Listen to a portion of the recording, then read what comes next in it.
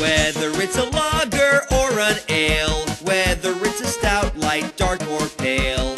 If you can brew it, Chad can review it. It's time for Chad's Beer Reviews.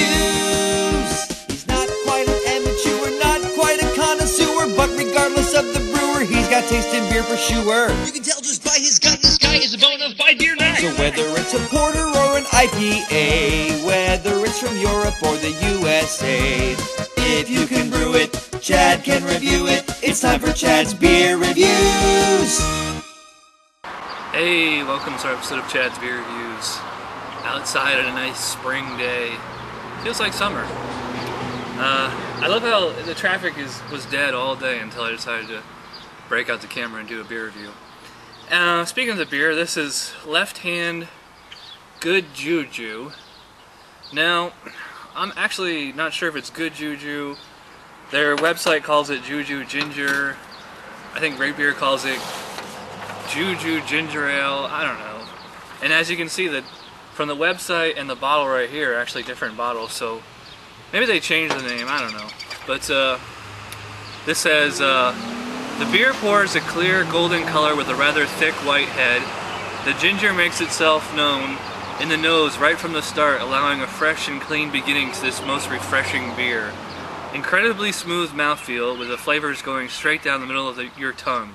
Incredibly light-bodied with a bit of sweetness from the malt backbone. Juju Ginger finishes very mellow, the perfect thirst quencher to a wicked hot day. Well, I wouldn't call it wicked hot out, but it's actually really nice, like 75 maybe. 4.2% ABV, pretty light beer. They use like 4 different malts, 3 different hops. I'm not going to bore you guys with the details, I'm rambling long enough as it is. I'm going to use my dollar store goblet today, just for kicks. I haven't used this in a while. I'm going to try to save this cap. I like the left-hand caps with the red hand on there, using my straub, I don't know what you call it, bottle opener. Thanks to Mike in Pennsylvania for sending this to me. Yep, nice. So here we go. For some reason, goblets don't tend to give you a lot of head, so you can just pour it straight down the middle, nice and rough. I know Jay, oh, I forgot to mention that Jay gave me this beer, and he has a goblet similar to this one that every time he uses it, he never gets a head on it. Well, I mean, it got a pretty nice head there. Got a nice aggressive pour in there. It's like, what, 2 fingers? It's hard to tell. I guess I would say white, off-white, foamy, almost kind of creamy. Yeah, almost kind of creamy. It's a nice color on there. It's orange, almost no carbonation. I don't see any bubbles at all. It's really pretty. As for the smell, okay, I get a little bit of ginger in the nose, but not a lot. It basically smells, it kind of just smells like a Pilsner. It's like a light, kind of citrusy, you know, a little bit of hops in there, but it's very, very mild in the nose, so let's see how it tastes.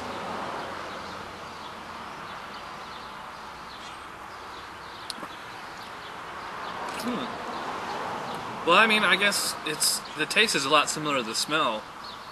I mean, they made a point of saying on here the first thing you notice is the ginger. I would agree with that. It's not super strong.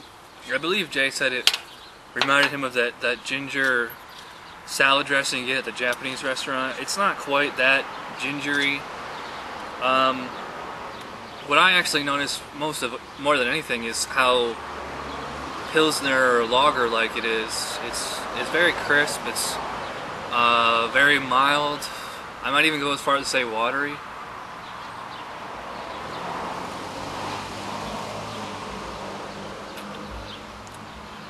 It's a nice, easy drinking beer. And yeah, that is pretty refreshing. Yeah, like I said, it's kind of like a Pilsner, but with a little more body to it. And I do like that gingerness in there. It is giving it a sweetness, as it said right here, like down the middle of the tongue. It doesn't linger though. You get a little bit of ginger, and then it just kind of fades away very quickly, and it finishes clean. There's almost no aftertaste. Yeah, I mean, I like this beer, but it's not like, you know, really impressing me all that much. I mean, the drinkability on it is great. It's, you know, it goes down real easy. It's soft in the mouth. You know, it doesn't dance on your tongue. That ginger is noticeable, and it gets a little stronger as you drink on, but I think the average person can handle it no problem, unless you don't really like ginger. And there is a little bit of, you know, typical malt and hop kind of character that you get in a Pilsner. So, overall, I think I'm going to give this beer a 6. It's above average. I mean, it's not doing enough for me to really say, oh, this is a genuinely good beer. I mean, it's not a bad beer by any means. I mean, I definitely give it a thumbs up, but, you know, 6 is, you know, is like a B-. You know, it's like the lowest I can give something and still honestly recommend it. You know, I think maybe it had a little bit more hop character, get a little, maybe some citrusy notes in there to help balance out the ginger. But I mean, I guess that's supposed to be the whole point, is that, I mean, like, they actually classify it on here as a spice herb ale, like not, you know, not a Pilsner or anything like that. Maybe some other spices. Yeah, because now that I drink on, now that ginger's kind of starting to wear on me, I think I could drink like one of these with a meal. I don't think I would session this beer. I'm just not that big of a fan of ginger. So, yeah, so 6 out of 10 for Left Hand Good Juju. It's an above average beer. I think that's what Jay gave it to, somewhere in that ballpark. So, thanks Jay for the beer. You know, it's a nice refreshing beer given these conditions, and gave me a great opportunity to make a nice video for you guys using my regular camera. That other one sucked. So anyways, this is going on way too long, so I guess that does it for this episode. I'll see you guys next time. Bye.